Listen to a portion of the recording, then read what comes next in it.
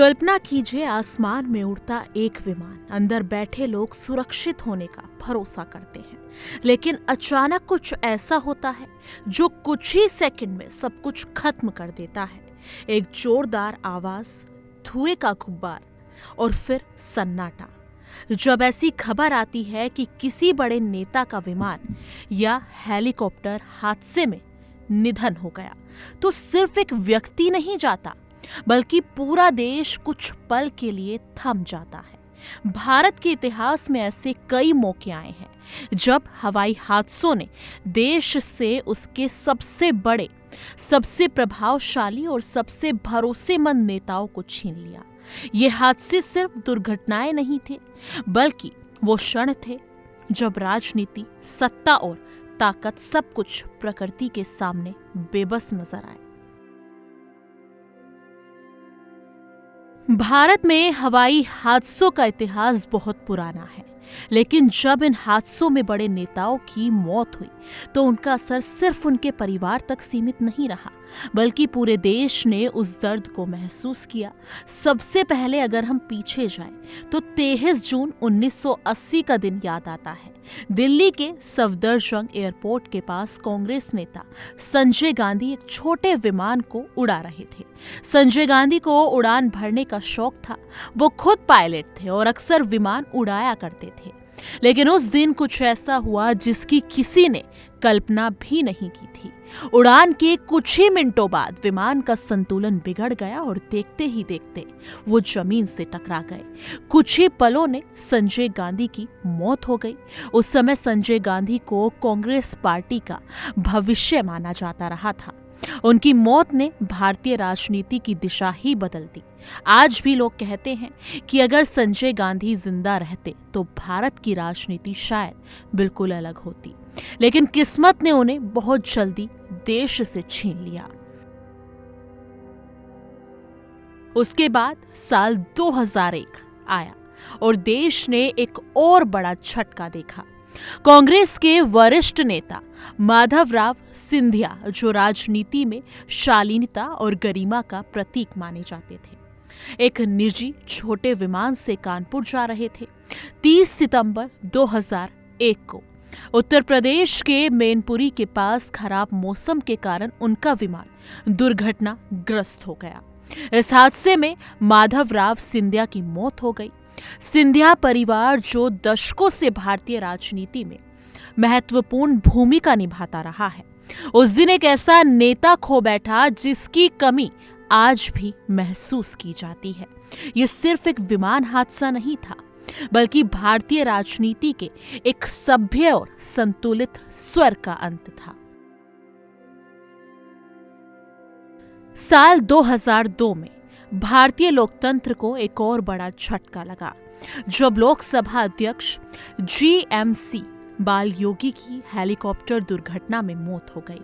3 मार्च 2002 को वो हेलीकॉप्टर से यात्रा कर रहे थे। तभी आंध्र प्रदेश के केकालूर के पास उनका हेलीकॉप्टर दुर्घटनाग्रस्त होकर एक तालाब में गिर गया। लोकसभा अध्यक्ष का इस तरह अचानक जाना पूरे देश के लिए एक बड़ा सदमा था। संसद में उनकी आवाज खामोश हो गई थी। यह हादसा सिर्फ एक व्यक्ति की मौत नहीं था, बल्कि लोकतंत्र के एक मजबूत स्तंभ के गिरने जैसा था। 2005 में हरियाणा के मंत्री ओम प्रकाश जिंदल और कृषि मंत्री सुरेंद्र सिंह की हेलीकॉप्टर दुर्घटना ने राजनीति और उद्योग जगत दोनों को हिलाकर रख दिया। उनका हेलीकॉप्टर दिल्ली से चंडीगढ़ जा रहा था, लेकिन उत्तर प्रदेश के सहारनपुर के पास दुर्घटनाग्रस्त हो गया उनका हेलीकॉप्टर। ओपी जिंदल सिर्फ नेता नहीं थे, बल्कि देश के बड़े उद्योगपतियों में से एक थे। उनकी मौत ने ये साफ कर दिया कि आसमान में उड़ते वक्त कोई भी पूरी तरह सुरक्षित नहीं होता, चाहे वो कितना भी बड़ा नाम क्यों ना हो। ये हादसा सिर्फ 2 नेताओं की मौत नहीं था, बल्कि देश के आर्थिक और राजनीतिक ढांचे के लिए भी एक बहुत बड़ा झटका था।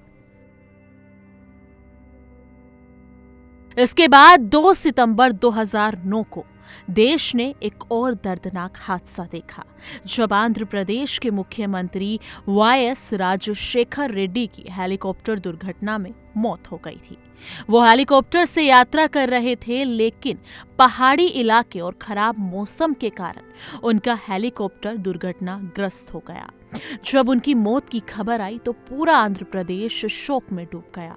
लाखों लोग सड़कों पर उतर आए, रोते हुए अपने नेता को याद करने लगे। वाईएसआर सिर्फ मुख्यमंत्री नहीं थे, बल्कि गरीबों और किसानों के लिए उम्मीद का चेहरा थे। उनकी मौत ने साबित कर दिया कि सत्ता की ऊंचाइयों पर बैठा व्यक्ति भी प्रकृति के सामने कितना असहाय होता है। और फिर आया 8 दिसंबर 2021 का दिन, जिसे भारत कभी ही नहीं भूल सकता। भारत के पहले chief of defence staff general Bipin Rawat Tamil Nadu के कुन्नूर के पास हेलीकॉप्टर हादसे का शिकार हो गए। इस हादसे में उनकी पत्नी और 11 बाकी अन्य लोग भी मारे गए। इस खबर ने पूरे देश को झकझोर कर रख दिया था। जनरल बिपिन रावत सिर्फ एक सैन्य अधिकारी नहीं थे, बल्कि वो भारतीय सेना की नई सोच और रणनीति का प्रतीक थे। उनकी मौत ने देश को ये एहसास दिलाया कि कभी-कभी एक हादसा सिर्फ एक व्यक्ति को नहीं, बल्कि पूरे सिस्टम को कमजोर कर देता है। इन सभी घटनाओं को जब एक साथ देखा जाता है तो ये सवाल अपने आप उठता है कि आखिर इतने बड़े हादसों से देश क्या सीखा। हर बार जब कोई विमान या हेलीकॉप्टर दुर्घटनाग्रस्त होता है तो जांच बैठती है, रिपोर्ट आती है, बयान दिए जाते हैं, लेकिन कुछ समय बाद सब कुछ सामान्य हो जाता है और फिर कोई नया हादसा इतिहास में जुड़ जाता है। क्या वीआईपी नेताओं की हवाई सुरक्षा वास्तव में मजबूत है, या फिर हम सिर्फ हादसे के बाद दुख जताकर आगे बढ़ जाते हैं? ये सवाल आज भी अनुत्तरित है। इन सभी घटनाओं को जब एक साथ देखा जाता है तो ये सवाल अपने आप उठता है कि आखिर इतने बड़े हादसों से देश क्या सीखा। हर बार जब कोई विमान या हेलीकॉप्टर दुर्घटनाग्रस्त होता है तो जांच बैठती है, रिपोर्ट आती है, बयान दिए जाते हैं, लेकिन कुछ समय बाद सब कुछ सामान्य हो जाता है और फिर कोई नया हादसा इतिहास में जुड़ जाता है। क्या वीआईपी नेताओं की हवाई सुरक्षा वास्तव में मजबूत है, या फिर हम सिर्फ हादसे के बाद दुख जताकर आगे बढ़ जाते हैं? ये सवाल आज भी अनुत्तरित है। जैसे कि अभी हाल ही का उदाहरण देख सकते हैं, अजीत पवार की सुबह विमान हादसे में मौत हो गई, लेकिन उसके बावजूद भी कई सुरक्षा चूक के बाद ये सब कुछ कह दिया जाता है कि पायलट की गलती थी, या फिर कुछ और बड़े बड़े बयान सामने आ जाते हैं। लेकिन सच यही है कि हवाई हादसे हमें ये याद दिलाते हैं कि जीवन कितना अनिश्चित है। सत्ता, पद, ताकत और लोकप्रियता सब कुछ एक पल में खत्म हो सकता है। जब कोई बड़ा नेता विमान या हेलीकॉप्टर हादसे में मारा जाता है तो सिर्फ उनका परिवार नहीं रोता, बल्कि पूरा देश एक सामूहिक शोक में डूब जाता है।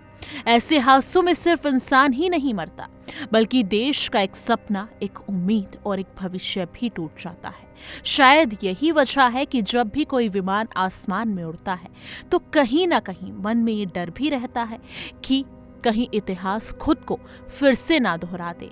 आज जब हम पीछे मुड़कर देखते हैं तो महसूस होता है कि भारत ने हवाई हादसों में कितने अनमोल रत्न खो दिए हैं। जी हाँ, Sanjay Gandhi, Madhavrao Scindia, GMC Balayogi, OP Jindal, YS Rajasekhara Reddy और जनरल बिपिन रावत।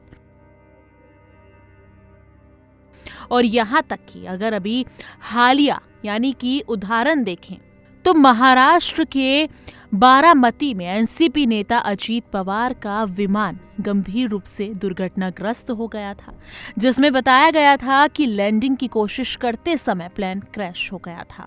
वो किसी कार्यक्रम के लिए वहां पर पहुंच रहे थे, लेकिन विमान हादसे में उनकी मौत हो गई। अजीत पवार के साथ साथ ऐसे कई नाम शामिल हैं बल्कि वो भारत के इतिहास के वो अध्याय हैं जिन्हें देश कभी भूल नहीं सकता। हवाई हादसे आते जाते रहेंगे, लेकिन इन हादसों में खोए नेताओं की कमी हमेशा महसूस की जाएगी, क्योंकि इतिहास गवाह है कि आसमान से गिरते विमान सिर्फ धातु के टुकड़े नहीं होते, बल्कि वो देश के दिल को भी तोड़ देते हैं।